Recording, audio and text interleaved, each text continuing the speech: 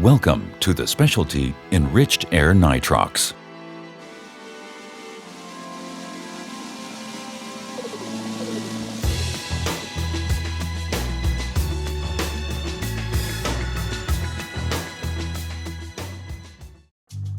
If you're interested in more longer bottom times and shorter surface intervals, or more safety, then Nitrox is for you. As you will learn in this program, Enriched Air Nitrox can provide many benefits for recreational divers. Whatever you decide, we hope you enjoy learning all about Enriched Air Nitrox. Of all the advances in recreational sport diving, perhaps none generates more excitement than the use of Enriched Air Nitrox. The term EANX has been shortened to Nitrox. Yes, Nitrox sounds like voodoo gas, but it's quite the contrary. The major benefit of diving with Nitrox is the gas that limits our depth and time, nitrogen. Simply stated, Nitrox is any mixture of oxygen and nitrogen. For example, the air you are breathing right now is one form of nitrox. We will use the term nitrox and the acronym EANX solely to refer to mixtures with oxygen concentrations, FO2s, of 22% or more. EANX is an acronym for Enriched Air Nitrox, in which the X is a variable standing for the FO2 value. Thus, EAN32, for example, represents a nitrox mixture with an FO2 of 32%. The terms richer and leaner are often used to compare nitrox mixtures with differing FO2s. The two most commonly used nitrox mixtures are EAN32 and EAN36. These mixes are also known as Nitrox 1 and Nitrox 2. However, as one approaches the recommended depth limit for recreational diving, the higher concentration of oxygen in EAN36 puts recreational divers at greater risk of O2 toxicity than EAN32 does. Nitrox has the potential to benefit divers in at least two significant ways. Diving Nitrox exposes your body to less nitrogen than diving air does at the same depth. Therefore, it has the potential to provide longer, no decompression limits, shorter surface intervals, and longer repetitive dives. If you dive Nitrox within the same depth and time limitations as you normally do air, you can add more safety to your dive by reducing the risk of decompression sickness.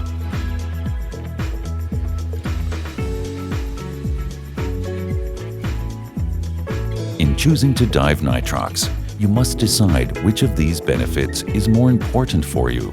If your objective is to maximize dive time, you can still be as safe as you are when diving air within common sense limits. If you choose to use Nitrox within the more conservative limits for diving air, you can increase this safety margin even further. A common misconception is that Nitrox enables divers to go deeper than they can on air. While Nitrox has benefits, it also has limitations. A complete understanding of the benefits and limitations will help you decide whether to dive Nitrox or air. You are taking the first important step in becoming an Enriched Air Nitrox diver. This program trains you to use Nitrox mixtures up to 40% of oxygen. The use of Nitrox above EAN40 is beyond recreational sport diving. If you are interested in going beyond the sports diving limits, ask your SSI dive professional about enrolling in the SSI Extended Range program.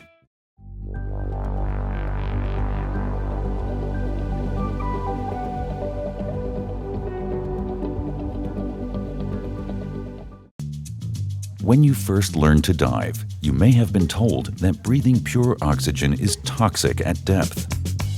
The degree to which oxygen is toxic underwater depends on factors such as the quantity of oxygen to which you are exposed and the length of that exposure. Remember, breathing Nitrox exposes us to considerably more oxygen than air does. For example, EAN32 contains over 50% more oxygen than air. This means that while oxygen toxicity is not a concern when diving air at normal recreational depths, the same may not be true of nitrox. The best way to compare the levels of oxygen found in nitrox and air is through partial pressure of oxygen, abbreviated PPO2 or simply PO2. What is PO2? Simply stated, it's a numerical value you obtain by multiplying ambient pressure, expressed as depth in bar or atmospheres, by the fraction of oxygen, FO2, found in breathing gas. For example, air consists of 79% nitrogen and 21% oxygen. At 1 bar or atmosphere, the partial pressure of each gas found in air adds up to 1 bar or atmosphere as well. In this example, the partial pressure of nitrogen is 0.79 and the partial pressure of oxygen is 0.21 bar or atmospheres.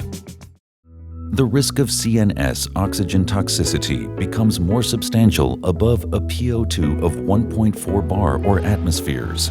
Increasingly, experts recommend a limiting PO2 of 1.4 bar or atmospheres for all divers. Central nervous system oxygen toxicity is the main concern for the nitrox diver. This is because once CNS-O2 toxicity symptoms develop, they may progress rapidly to convulsions. The threshold for CNS oxygen toxicity appears to be 1.1 bar or atmospheres. However, total exposure can range from 1.1 to 1.4 bar or atmospheres, as long as you are within the time limits. The risk of CNS oxygen toxicity becomes more substantial above a PO2 of 1.4 bar or atmospheres. PO2s increase by diving deeper, and by examining these numbers, you will see that lean nitrox mixtures carry a reduced risk of oxygen toxicity. This table also helps illustrate why EAN32 is the recommended nitrox mixture for most recreational dives. By using a mixture no richer than EAN32, you can dive as deep as the maximum depth limit for recreational diving of 40 meters or 130 feet.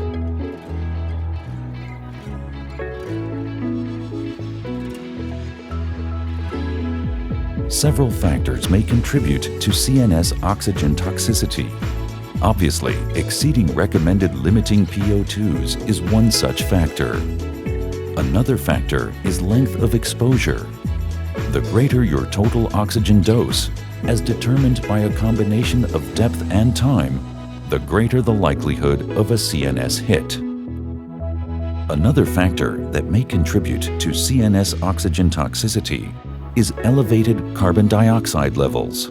This may result from exertion or from using an inadequate or poorly maintained regulator. You must be able to recognize the warning signs and symptoms, both in yourself and others, and respond appropriately.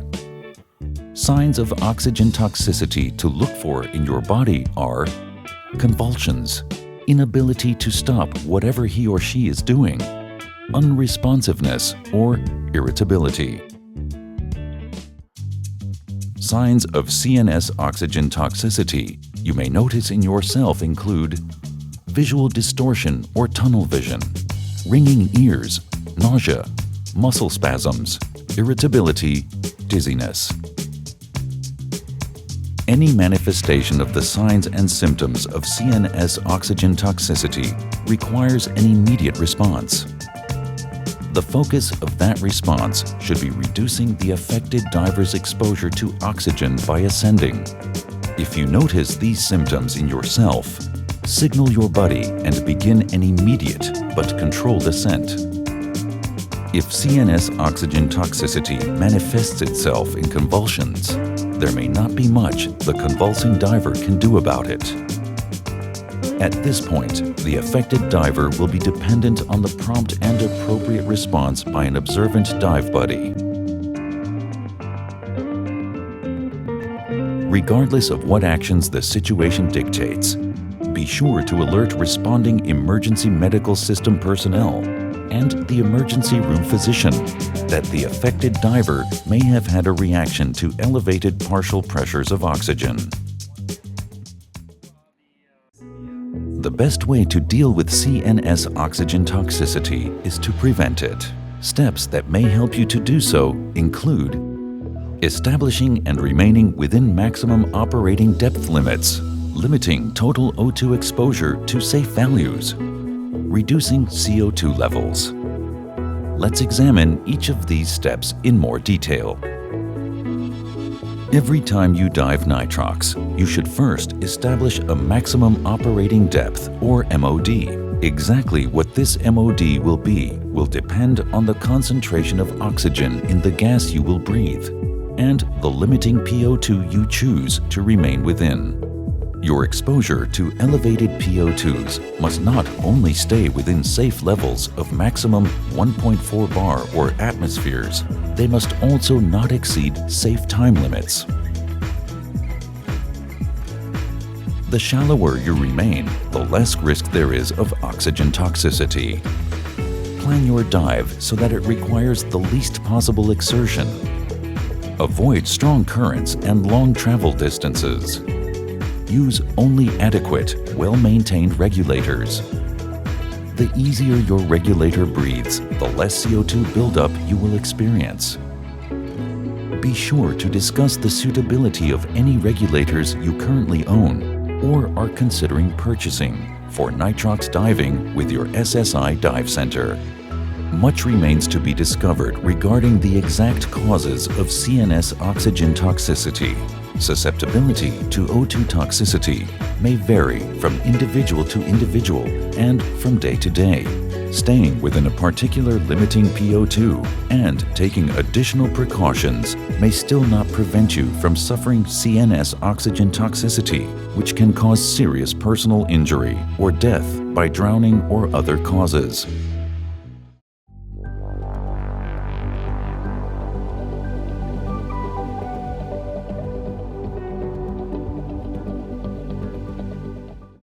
Because of the risks of both CNS oxygen toxicity and decompression sickness, it is vital you personally confirm the oxygen concentration present in every cylinder you dive. If you have not been able to maintain personal control over the nitrox cylinder you plan to use, do not assume its contents decal necessarily reflects what is now in the cylinder. Do not use any nitrox mixture unless you have either personally analyzed or witnessed the analysis of its FO2 content. To properly analyze cylinder O2 content, you will need an O2 analyzer, a flow meter, and whatever hardware is required to connect them to the nitrox cylinder you will be analyzing. You will also need a gas source containing either pure oxygen, air, or a nitrox mixture whose fraction of oxygen has been established unequivocally to calibrate your O2 analyzer prior to its use. We will cover the basic procedures needed to analyze cylinder content. As part of your nitrox diver training, you will practice these procedures under the direct supervision of your SSI instructor. The only pieces of dive equipment with which we need to concern ourselves in regard to nitrox are those that come into direct contact with the gas. These items include scuba cylinders and valves, first and second stage regulators, and any attached components. The chief concerns regarding these items are increased oxidation and the risk of fire or explosion.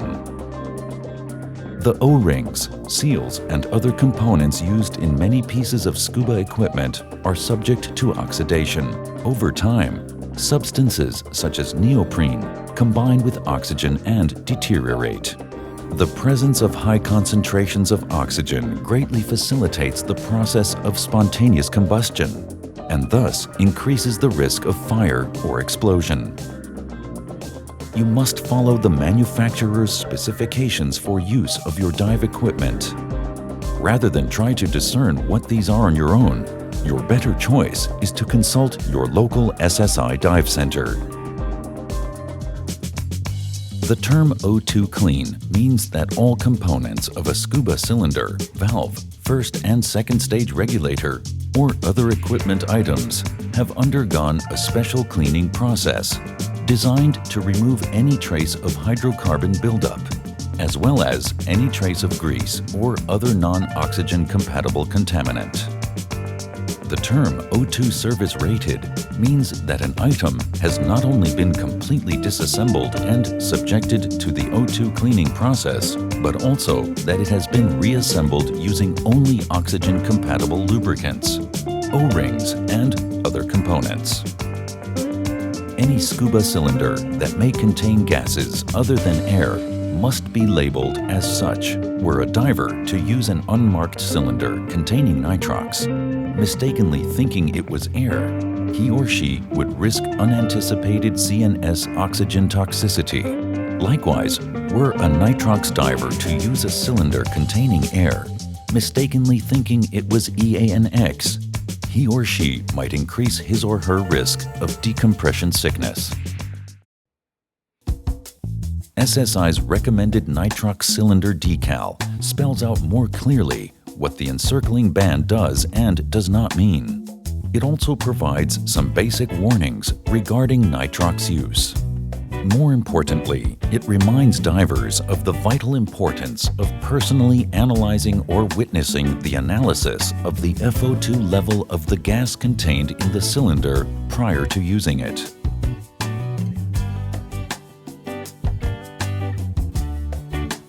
This information may also be incorporated into the cylinder's visual inspection decal.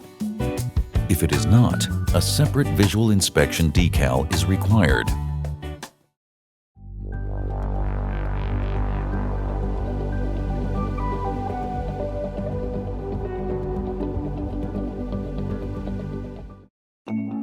The way in which planning nitrox dives differs most from planning air dives is that when diving EANX, you must also manage your exposure to oxygen. Fortunately, for nitrox divers who remain within normal recreational diving limits, this can be a very simple and straightforward procedure.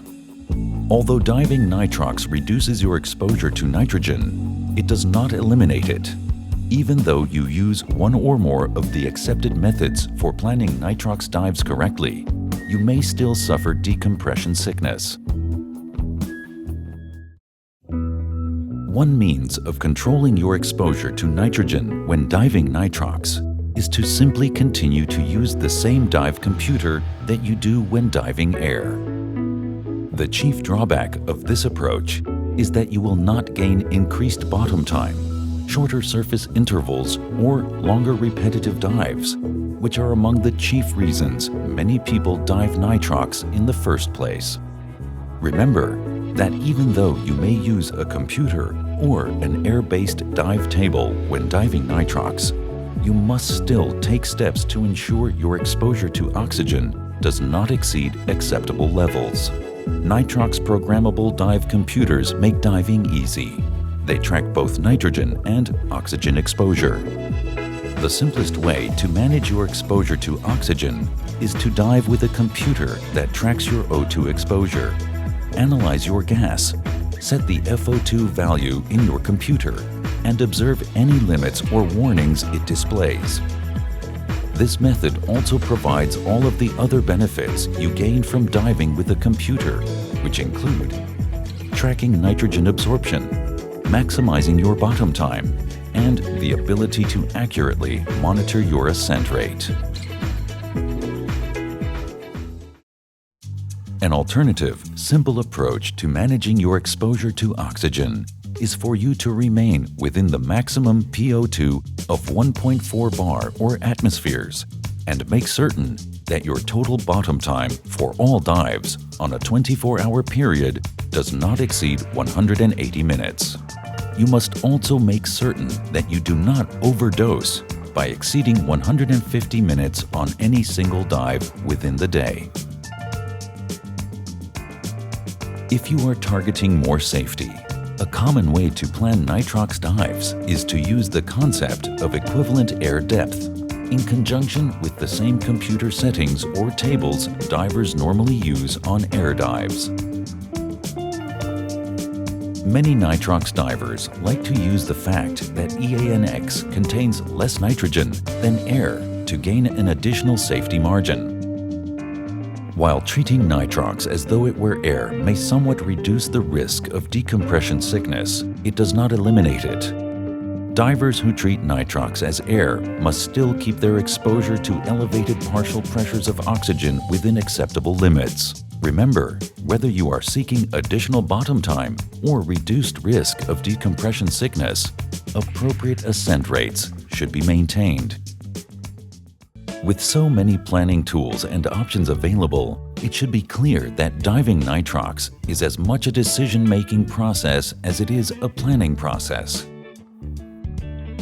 For your own safety, always remain within a limiting PO2 of 1.4 bar or atmospheres, and keep total accumulated dive time for any 24-hour period within 180 minutes.